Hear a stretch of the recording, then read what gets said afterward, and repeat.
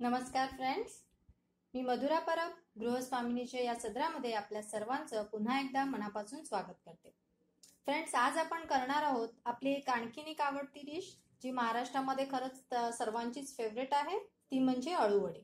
अळूवडी करण्यासाठी आपल्याला अशा प्रकारे अळूची पानं लागतील। साधारण बाजारामध्ये 2 प्रकारची पानं अवेलेबल असतात। त्या अळूची पानं कशी ओळखायची हे मी आपल्याला सांगते।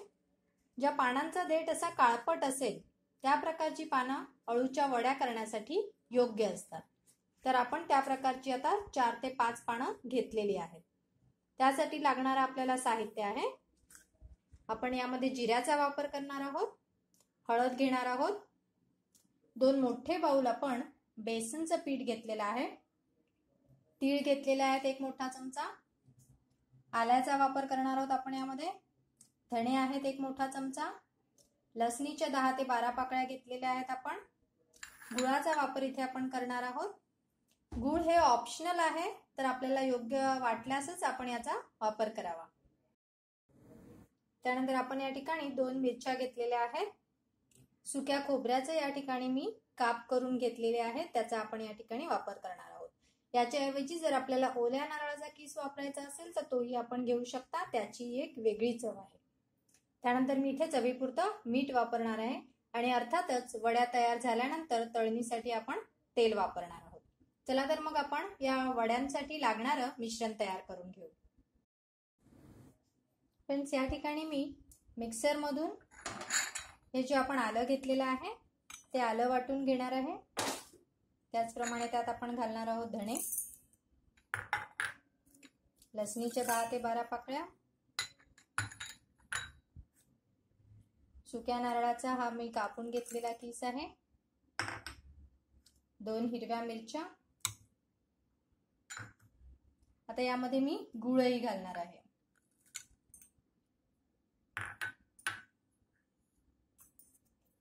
फ्रेंड्स, या ठिकाणी मी तिळाचा वापर आणि कोकम रस, जो कोकम रस घेतलेला आहे त्याचा वापर मी या जे आपण बॅटर बनवणार आहोत त्यामध्ये करणार आहे, याला वाटण्यासाठी घेणार नाही।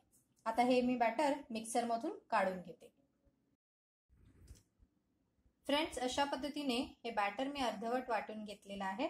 आता त्यामध्ये मी साधारण अर्धा चमचा किंवा 1 मोठा चमचा मी जिऱ्याचा घालणार आहे आणि साधारण अर्धा चमचा हळद। हे मी नंतर घालते कारण याचा आपल्याला पूर्णपणे जिऱ्याची पेस्ट होता कामा नये। जिरं अर्धवट बारीक झालं पाहिजे, त्याच्यामुळे जेव्हा ते दाताखाली येईल त्याची एक वेगळी आणि छान चव येईल।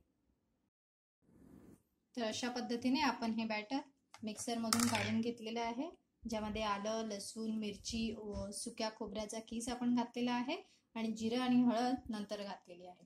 तर आपण हे बॅटर इकडे तयार ठेवलेलं आहे। आता ज्या बाउलमध्ये आपण 2 मोठे बाउल आपण घेतलेला आहे बेसनाचं पीठ, तर त्यामध्ये आपण अशी जागा करून घेऊ, कारण आपल्याला यातच बॅटर तयार करायचं आहे। आता आपण यामध्ये घालणार आहोत साधारण 2 मोठे चमचे तिळाचे घालणार आहोत, कोकम रसाचा आपण यामध्ये वापर करत आहोत। काही जी अळूची पानं मार्केटमध्ये उपलब्ध आहेत त्यामुळे आपल्या तोंडाला खाताना कधी कधी खाज उठते, त्याच्यामुळे आपण इथे कोकम रसाचा वापर करत आहोत। कोकम रसाच्या ऐवजी जर आपल्याला चिंचेचा खोळ वापरायचा असेल तर तेही आपण यामध्ये वापरू शकता। आता आपण यामध्ये हे तयार केलेलं बॅटर संपूर्ण मिक्स करून घेणार आहोत। पाण्याचा वापर अतिशय कमी आपण यामध्ये करणार आहोत। अतिशय घट्ट असं आपल्याला हे पीठ भिजवायचं आहे। हे आपण यामध्ये टाकलं, त्यानंतर चवीपुरत्या मिठाचा वापर करणार आहोत। साधारण आपल्याकडे अळूची 5 पानं आहेत, त्याच्यामुळे आपण त्या हिशोबाने बेसन घेतलेलं आहे।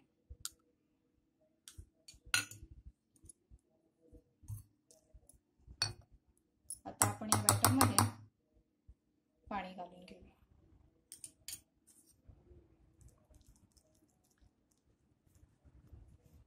सावकाश आपण हे मिक्स करत एकजीव करणार आहोत। पाण्याचा वापर गरजेपुरताच करणार आहोत। गरज वाटल्यास आपण यामध्ये पुन्हा एकदा कोकमचा रस घालूया। अशा पद्धतीने मी हे मिक्स करून घेते। अशा पद्धतीने हे सर्व बॅटर मी एकजीव करून घेतलेला आहे। त्यामध्ये मीठही मी घातलेलं आहे। आता हे थोड्या वेळेकरिता मी हे बॅटर सेट होण्याकरिता ठेवून देते, साधारण 5 ते 10 मिनिटं। आता आपण जी अळूची पानं घेतलेली आहेत ती कशा प्रकारे ओळखायची हे मी आपल्याला सांगितलं। आता आपण सुरुवात करूया ह्या अळूच्या पानांपासून वड्या तयार करण्यासाठी। सर्वप्रथम आपण याचा जो देठ आहे त्याला अशा प्रकारे क्रॉस कट करून घेतलेला आहे। त्यानंतर हे जे जाडसर देठ आहे तो आपल्याला काढून टाकायचा आहे अशा पद्धतीने। त्यामुळे आपण जी घडी घालणार आहोत ती व्यवस्थित येणार नाही जर तो आपण देठ तसाच ठेवला। अशा पद्धतीने मी हा देठ इथून काढून घेतलेले आहे। सावकाश अगदी आपल्याला हे करायचं आहे।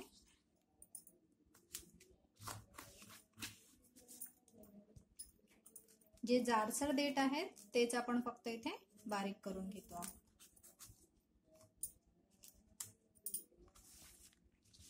अशा पद्धतीने मी आता बाकीही पानांचे देठ काढून घेते। तर अशा पद्धतीने आपण या पानांचे देठ काढून घेतलेले आहेत। हे पान आपल्याला उलट ठेवून त्यावर हे बॅटर जे आपण तयार करून घेतलेलं आहे ते लावायचं आहे। तर आपण आणि हे बॅटर आपण हातानेच लावायचं आहे म्हणजे ते योग्य पद्धतीने पसरेल। सावकाश एक पातळ लेयर याच्यावर आपल्याला करून घ्यायचं आहे। अशा पद्धतीने प्रत्येक कोपऱ्यापर्यंत आपण तयार केलेलं बॅटर आपल्याला व्यवस्थित लावून घ्यायचं आहे। आपण या ठिकाणी एका पानाला व्यवस्थित हे बॅटर लावून घेतलेलं आहे। आता हे पान जर आपण या बाजूने उलट ठेवलेलं आहे तर दुसरं पान आपल्याला अशा पद्धतीने उलट ठेवायचं आहे याच्यावर आणि आपण आता या बाजूवर तयार केलेलं बॅटर लावून घेऊ।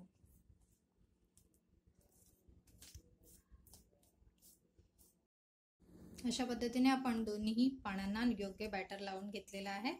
आता आपल्याला जर यावर आणखीन एखादं तिसरं पान उलट ठेवायचं असेल तर आपण ठेवू शकतो, जेणेकरून ही अळूची वडी आणखीन दाट आणि घट्ट होईल। ही दोन मोठे पानं आहेत त्याच्यामुळे मी ही दोनच पानं ठेवते। आता याला आपण याचे जे कॉर्नर्स आहेत ते आपल्याला आतमध्ये फोल्ड करून घ्यायचे आहेत। साधारण अशा पद्धतीने आता आपल्याला ही सुद्धा बाजू आतमध्ये घडी मारून घ्यायची आहे आणि ही देखील। आणि आता आपण याला रोल करणार आहोत। बारीक घडी करत काळजीपूर्वक आपल्याला त्याचा रोल करून घ्यायचा आहे।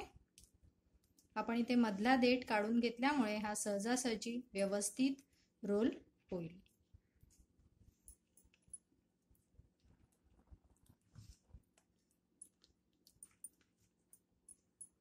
अशा पद्धतीने आपली अळूची वडी घडी करून झालेली आहे।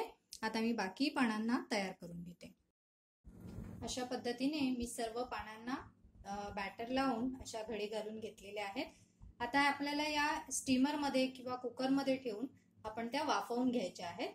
त्यासाठी जर ही साईज कधी कधी जी पानांची असते ती मोठी होते, ती जर आपल्या कुकर मध्ये व्यवस्थित बसत असेल तर आपण तशा पद्धतीने करायचं। अदरवाइज आपण याला मध्ये काप देऊ शकतो।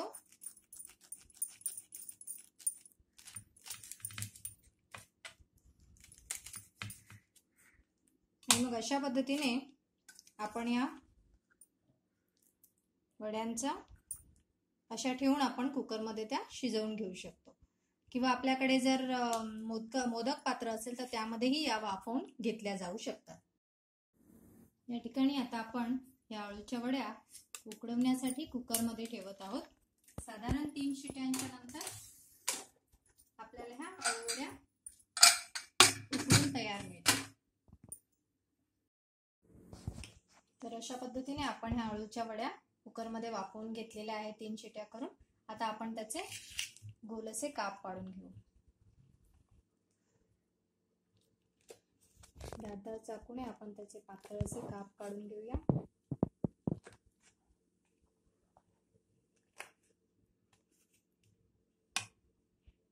अशा पद्धतीने ही अळूवडी तयार आहे। आपण त्याला आता तळण्यासाठी तेल एका बाजूला गरम करायला ठेवलेलं आहे। आपल्याला हवे असल्यास आपल्याला जर हे डीप फ्राय करायचे नसतील तर आपण ह्या अळूवड्या कमी तेलामध्ये पॅन मध्ये भाजून घेऊ शकतो। मी याला आता डीप फ्राय करून घेते। तेल तापलंय की नाही ते आपण एकदा चेक करूया। तेल गरम झालेलं आहे।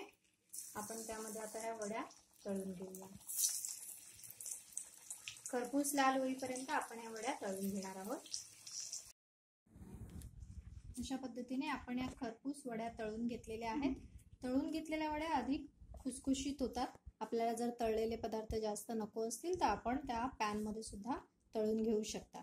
आपण माझी रेसिपी नक्की पाहत असालच तर आपण नक्की ट्राय करा। आपल्याला आवडतील। आपले कमेंट्स माझ्यापर्यंत येऊ द्या आणि माझा चॅनल सबस्क्राइब करायला विसरू नका। थँक्यू।